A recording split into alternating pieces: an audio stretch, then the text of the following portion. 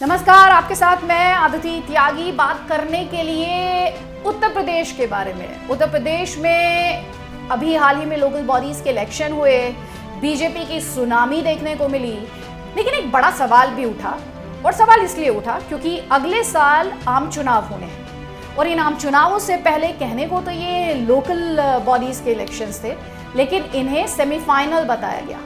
और ये हर political party के लिहाज से, उसकी रणनीति के लिहाज से और उसकी तैयारियों के लिहाज से, और ये देखते हुए कि एक साल का काउंटडाउन शुरू हो चुका है, उस लिहाज से ये लोकल बॉडीज के जो इलेक्शन थे ये काफ़ी अहम इलेक्शन थे, काफ़ी महत्वपूर्ण इलेक्शन थे।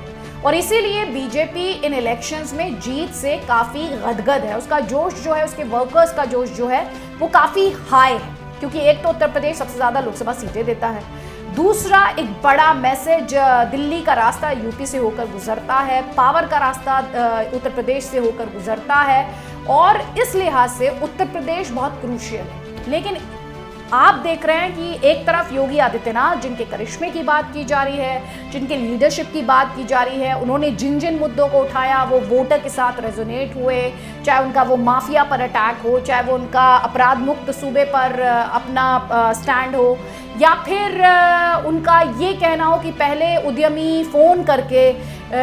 को फ़ोन करके डरा धमका दिया जाता था, लेकिन योगी राज में ये सब मुमकिन नहीं है।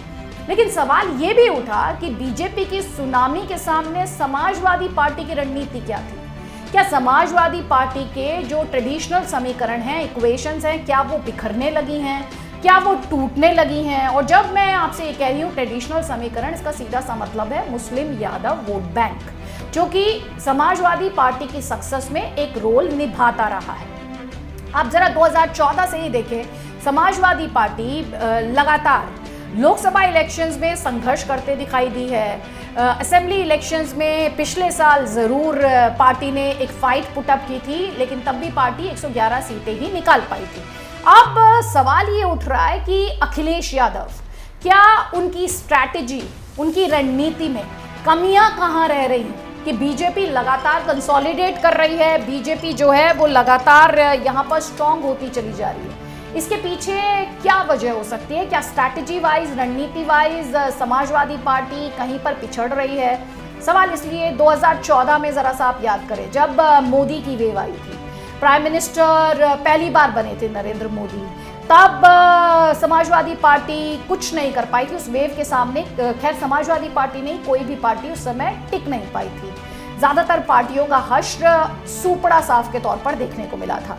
लेकिन 2019 के भी लोकसभा इलेक्शंस की अगर बात करें, और इन सब के बीच आए 2017 में असेंबली इलेक्शंस, जब अखिलेश यादव ने खुद कमान संभाली थी, लेकिन योगी आदित्यनाथ को बाद में सीएम बनाया गया और बीजेपी ने उन इलेक्शंस में जीत दर्ज कर ली थी। बीजेपी ने जीत दर्ज की और बीजेपी ने सरकार भी बनाई।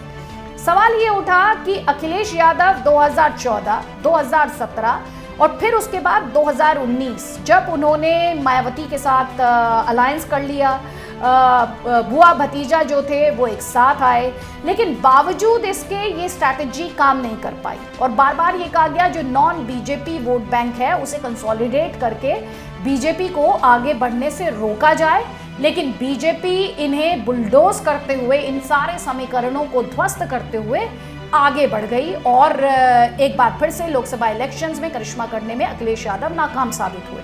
फिर आए 2022 के इलेक्शन, जिसमें उन्होंने छोटी पार्टियों के साथ समझौता किया, करार किया, अलायंस बनाया, जिसमें से आरएलडी एक पार्टी रही। वेस्टर्न यूपी में ये माना जा रहा था कि बीजेपी को बड़े लॉसेज होंगे, पश्चिमी उत्तर प्रदेश में।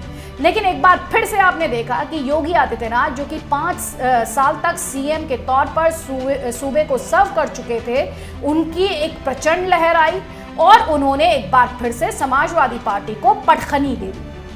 इसीलिए बार बार मैं ये सवाल उठा रही हूँ कि क्या जो जातीय समीकरण या ये जो माय का समीकरण है, उसे फिगर आउट करने में, उसे इम्प्लीमेंट करने में समाजवादी पार्टी क्या फेल हो रही है, या फिर ये दोनों ही वर्ग जो हैं ये लगातार उसके साथ छोड़ रहे हैं, उससे छिटक रहे हैं? ये सवाल है, क्योंकि अभी लोकल बॉडीज के इलेक्शन हुए, उसमें भी समाजवादी पार्टी के हाथों हार ही आई। और सबसे बड़ी बात, आजमगढ़ सीट जहां पर बाईपोल्स हुए, जहां पे उपचुनाव हुए थे, क्योंकि अखिलेश यादव यूपी असेंबली पहुंच गए थे, तो उस लोकसभा सीट पर भी समाजवादी पार्टी को शिकस्त झेलनी पड़ी और उसके बाद से ही लगातार ये सवाल उठ रहे हैं कि समाजवादी पार्टी को अपनी रणनीति में एक आमूलचूल परिवर्तन करने की जरूरत तो नहीं है।